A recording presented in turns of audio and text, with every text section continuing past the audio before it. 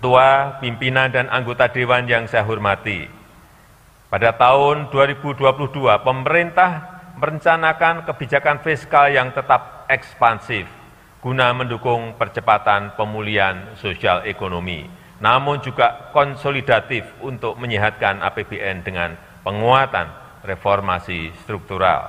Karena itu, pemerintah menyampaikan 6 fokus utama dalam kebijakan APBN tahun 2022.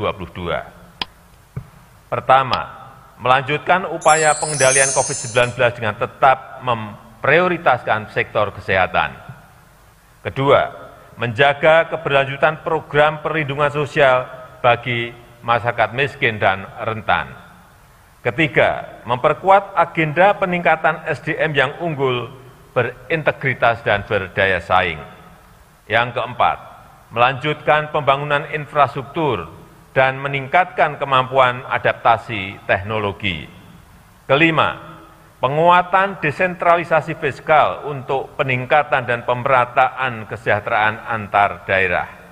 Keenam, melanjutkan reformasi penganggaran dengan menerapkan zero-based budgeting untuk mendorong agar belanja lebih efisien, memperkuat sinergi pusat dan daerah, fokus terhadap program prioritas dan berbasis hasil, serta antisipat terhadap kondisi ketidakpastian. Hadirin yang saya muliakan, belanja negara dalam RAPBN 2022 direncanakan sebesar 2.708,7 triliun rupiah yang meliputi belanja pemerintah pusat sebesar 1.938,3 triliun rupiah, serta transfer ke daerah dan dana desa sebesar 770,4 triliun rupiah. Anggaran kesehatan direncanakan sebesar 255,3 triliun rupiah atau 9,4% dari belanja negara. Anggaran tersebut akan diarahkan untuk melanjutkan penanganan pandemi, reformasi sistem kesehatan, dan percepatan penurunan stunting, serta kesinambungan program JKN.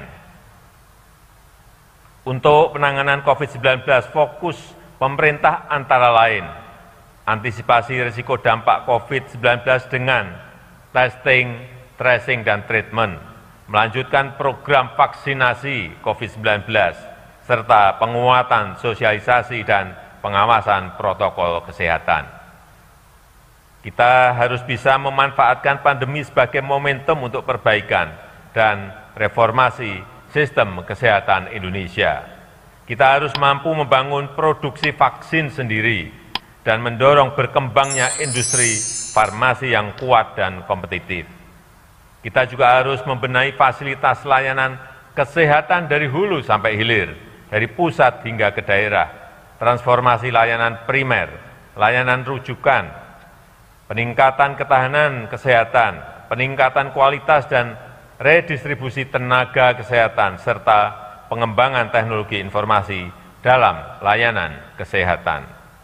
Pemerintah juga menjaga kesinambungan program JKN serta meningkatkan kualitas layanan JKN.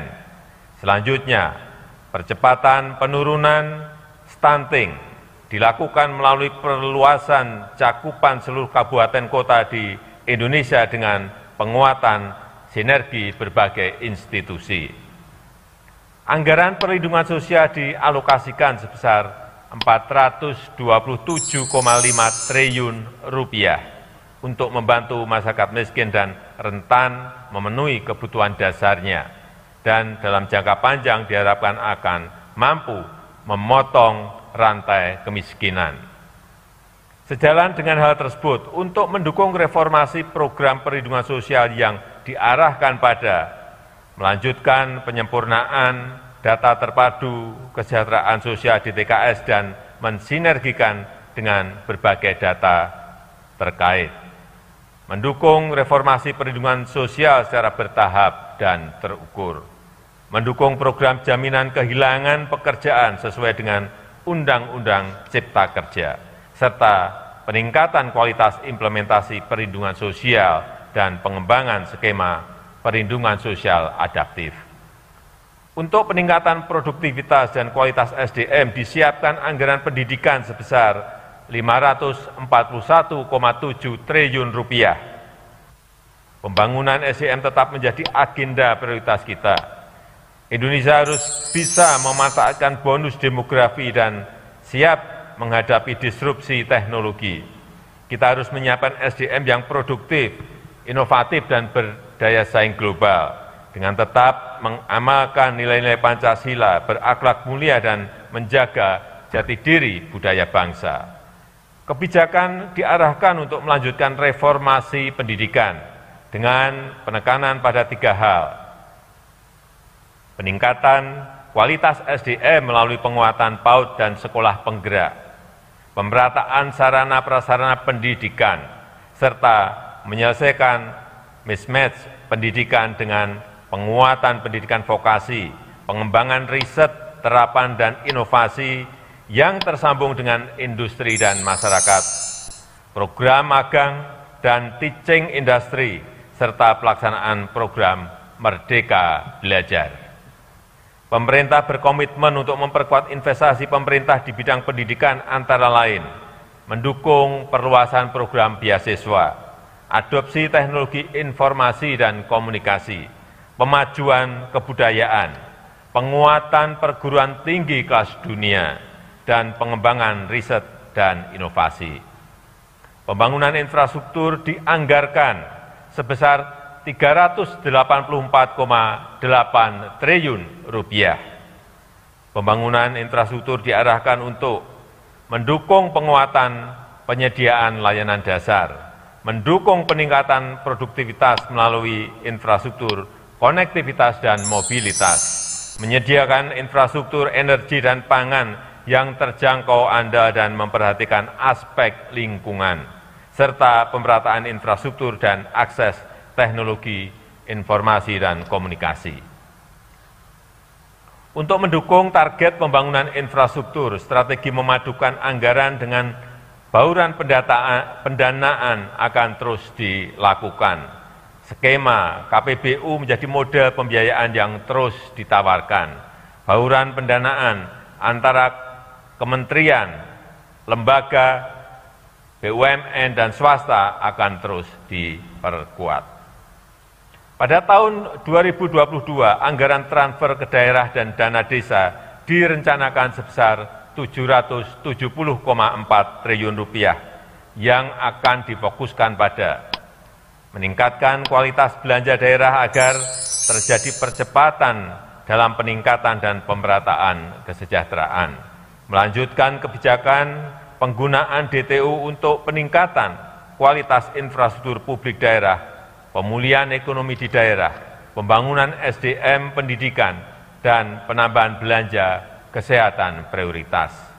Meningkatkan efektivitas penggunaan DTK melalui penyaluran DAK fisik berbasis kontrak dan DAK non-fisik untuk mendorong peningkatan capaian output dan outcome, serta mendukung perbaikan kualitas layanan.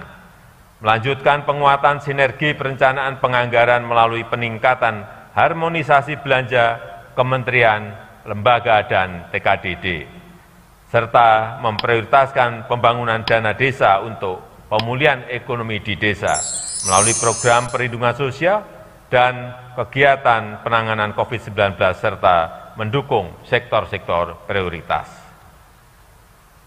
Pemerintah juga akan terus melakukan penguatan quality control terhadap TKDD agar terjadi perbaikan dan pemerataan layanan publik di seluruh pelosok tanah air, serta untuk memastikan program prioritas nasional yang dilakukan pemerintah daerah berjalan efisien, efektif, transparan, dan berkeadilan. Penajaman juga kita lakukan dalam pengelolaan dana otonomi khusus Papua dan Papua Barat. Lahirnya Undang-Undang Nomor 2 Tahun 2021 membawa angin segar perubahan pengelolaan dana otonomi khusus yang lebih baik. Perpanjangan dan peningkatan besaran dana otsus menjadi 2,25% dari plafon dana alokasi umum nasional, disertai dengan perbaikan dan penajaman kebijakan dalam skema pengalokasian, penyaluran, dan tata kelola dana otsus. Upaya itu diharapkan memberikan dampak signifikan bagi peningkatan kesejahteraan masyarakat di tanah Papua.